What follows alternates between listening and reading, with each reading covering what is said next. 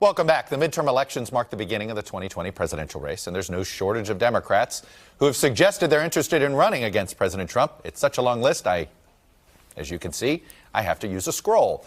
But one hurdle any Democrat faces is Ohio.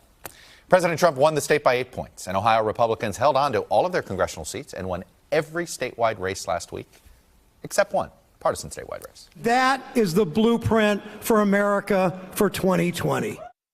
A hint, perhaps, that Sherrod Brown wants to run and knows how to win as a Democrat in an increasingly red state. Brown has been the subject of growing speculation about a possible presidential campaign. And guess what? He joins me now this morning from Cleveland. Senator Brown, welcome back to Meet the Press. Good to be back. Thanks, Chuck. Let me start with you were out this week talking about another race in 2018, and it was in Georgia, and Stacey Abrams. It was before she had acknowledged her defeat. She has now admitted defeat, didn't call it a concession. But I want to ask you about something you said this week about Georgia. Let me play it. If Stacey Abrams doesn't win in Georgia, they stole it. It's clear. It's clear. And I say that publicly. It's clear. Strong language to throw that out there. You believe today that this is a stolen race. And basically, Brian Kemp is somebody who's illegally governor, right, or governor-elect of Georgia. Well, I think you look at the lead up to this election, the Secretary of State, and I was a Secretary of State in Ohio 30 years ago. I know what you do as Secretary of State. You encourage people to vote. You don't purge millions of voters. You don't close down polling places in rural areas where voters have difficulty getting to the polls, which were mostly low-income areas.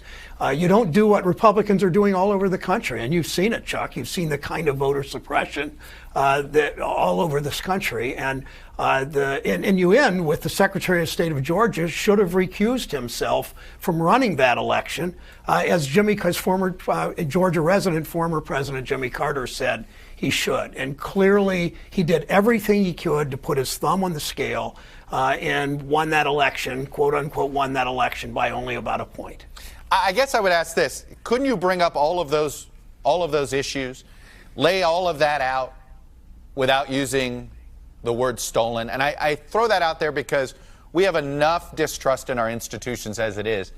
Well, okay, Chuck, don't do the false equivalency of the lack of respect in institutions. I mean, we have a president that attacks your profession day after day after day. If you saw the earlier part of my election night speech, you would have heard me thank the media, and you would have seen hundreds of people in Ohio on the Democratic at this election night gathering turn around and clap for the media. We see a president that goes after the courts, that goes after the judicial system, a president that says, as the votes were counted, that something's been wrong with the elections. He criticizes the elections that way. So don't play this false equivalency because a former Secretary of State like me said that about this election, which clearly is an effort to suppress the vote, not of people that look like you and me, Chuck, right, but people of color especially. And it's happened. I'll spend your airtime, I don't mean to lecture, but spend your airtime critical of those people who are trying to suppress the vote. And we spend a lot of time criticizing that too. I'm just asking you about choice of words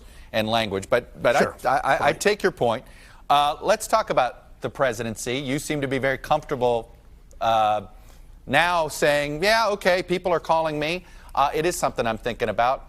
What are the reasons you're going to tick through to decide whether you're going to do this or not? Well, we've known each other long enough. I think you know that I've not had this lifelong desire to be president. My dream was to play center field for the Cleveland Indians. I think that door is probably shut by now. Analytics aside, though, you never know. They use a lot more players these days. I'm going to go talk to Bill James and see if it's still possible.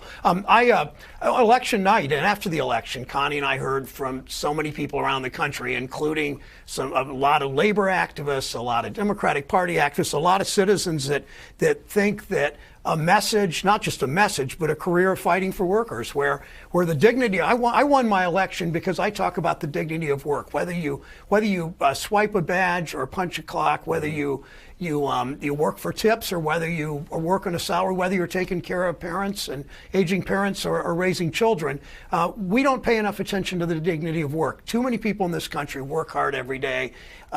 pay their dues, never get ahead, don't have the kind of retirement security they should. That's why I want Ohio. Whether I run or not, I'm hopeful that narrative, that message begins to be part of that narrative, be part of the narrative among my colleagues who want to be president, who've dreamed of it, frankly, for longer than I have. A lot of them, do you think an Elizabeth Warren could carry Ohio? Joe Biden could carry Ohio with your message?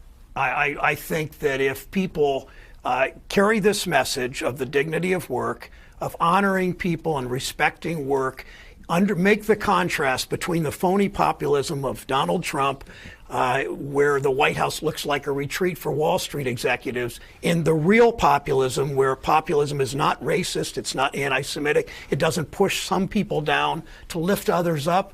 I think any one of them can win my state if they make that contrast between the phony populism of Donald Trump and the dignity of work and all that we stand for, and have the Democratic Party has always been the party of we have your back, of working families. That's what I fight for every day in the Senate. You won your reelection, and a person that you first defeated to get into the United States Senate, someone you defeated handily, Mike DeWine, also won the governorship. And it's clear that there were some people who voted for both of you. Who do you think was the DeWine Brown voter, and why do you think Richard Cordry struggled? I think Ohio is just becoming a more and more conservative state. Trump won the state by almost double digits. Obviously, I won enough of those voters because I don't look at people as Trump voters or Clinton voters. I look at voters as workers and citizens, and I think that it's been my career of fighting for workers that really helped me win that race, and maybe some of those people apparently voted for Mike DeWine too. I don't really know that, but I do know that a career where I've spoken out on one of my first votes in Congress was against the North American Free Trade Agreement, and I supported 20 years ago. I supported marriage equality and opposed the Iraq War. A long career as a progressive, outspoken, getting things done, always through the prism of workers. If you run and win the presidency, a Republican governor would appoint your replacement. And believe it or not, somebody at Slate is already writing that that's actually a reason you shouldn't run. Writing this, ultimately, the question hanging over Brown isn't whether he's a good candidate or even a great one. It's whether he's so much better than the other 2020 contenders that it would be worth waving his Senate seat goodbye. Is that a reason for you to decide yes or no? Is that even a fair reason to throw at you? Well, I think a lot of people have a lot of time in their hands to project that out. I do too, actually. Actually more than 24 months, 26 months, whatever. I don't know. I mean, Connie and I are still thinking about this. This is an intensely personal decision with my wife and my children.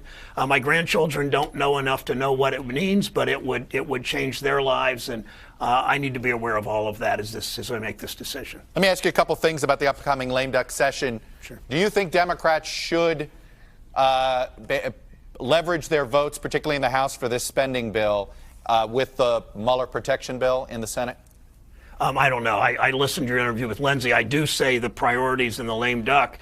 One of the major priorities is sentence reform and prison reform. I love what Lindsay said about. Are you all in on that? Of course I'm all in. I've been on all in on that for years. And of course that's as important a thing as we can do right now when you have the president and the president and virtually all Democrats, I think, in both houses, and enough Republicans and Republican leaders like the future chairman of the Judiciary Committee engaged. Senator McConnell ought to do the people's business here and do it right. And that should be priority one over the Mueller protection bill in your mind? That's priority one to me, yes. All right. Senator Sherrod Brown, when should we expect an answer? When do you feel like you have to make a decision? I have no real timetable. It's really, as I said, it's personal. It's sitting down with Connie and my family and really figuring things through. But thank you for asking. All right. Well, Bob Feller is somebody from Iowa who was a Cleveland Indian, and it was always an interesting connection over the years between Ohio and Iowa.